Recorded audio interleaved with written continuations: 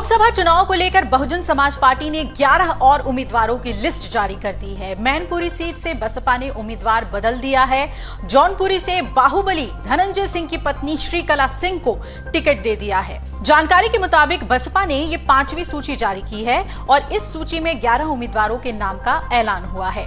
बदायूं से मुस्लिम खान, बरेली से छोटे लाल गंगवार को मैदान में उतारा है, तो वहीं सुल्तानपुर से उदयराज वर्मा और फर्रुखाबाद सीट से क्रांति पांडे को टिकट मिला है।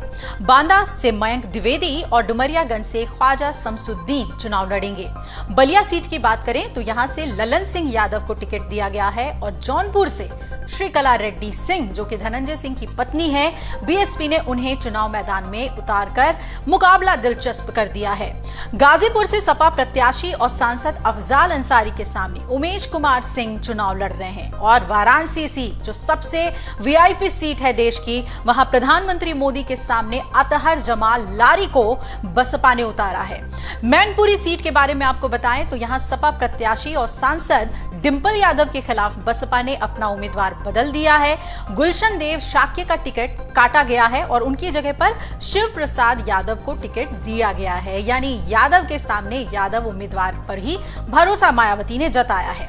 धनंजय सिंह की बात करें तो जौनपुर लोकसभा क्षेत्र चुनाव लड़ने की उनकी तैयारी थी, लेकिन इस बीच जौनपुर की अदालत ने एक मामले में 7 साल की सजा धनंजय सिंह को सुना दी और इसके बाद धनंजय को गिरफ्तार करके जेल भेज दिया गया। सजा मिलने के बाद धनंजय चुनाव नहीं लड़ सकते हैं, इसलिए श्रीकला ने चुनाव मैदान में उतरने का फैसला किया। श्रीकला साल 2021 में जौनपुर की जिला पंचायत अध्यक्ष चुनी गई थी और निर्दलीय चुनाव उन्होंने जीता था। अध्यक्ष पद के लिए हुए चुनाव में उन्हें 43 वोट मिले थे। इसके बाद राजनीति में उनकी सक्रियता बढ़ती रही और पति धनंजय के साथ अलग अलग सामाजिक कार्यक्रमों में शिरकत करती नजर आई। 2022 के विधानसभा चुनाव में भी सक्रिय भूमिका निभाई। श्रीकला रेड्डी मूल रूप से तेलंगाना की रहने वाली है।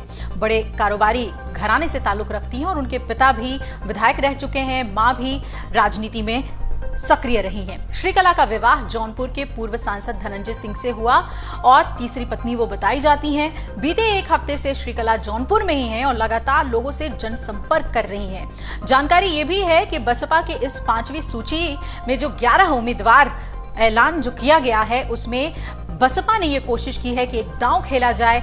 न सिर्फ मुस्लिम बहुल इलाकों के लिए बल्कि ब्राह्मण उम्मीदवारों को भी मौका दिया गया है और बदायूं से मुस्लिम खान, बरेली से छोटे लाल गंगवार, दूसरी तरफ सुल्तानपुर से उदयराज वर्मा और फर्रुखाबाद सीट से क्रांति पांडे और बांदा में मयंक द्विवेदी और डुमरियागंज से ख्वाजा शमसुद्दीन चुनाव लड़ेंगे।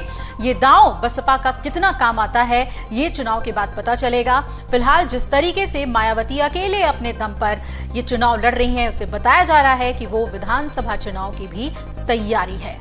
अगर आप ये वीडियो YouTube पर देख रहे हैं तो हमारे चैनल को सब्सक्राइब करें और बेल आइकन को दबाना ना भूलें। अगर आप Facebook पर ये वीडियो देख रहे हैं तो हमारे पेज को लाइक करें।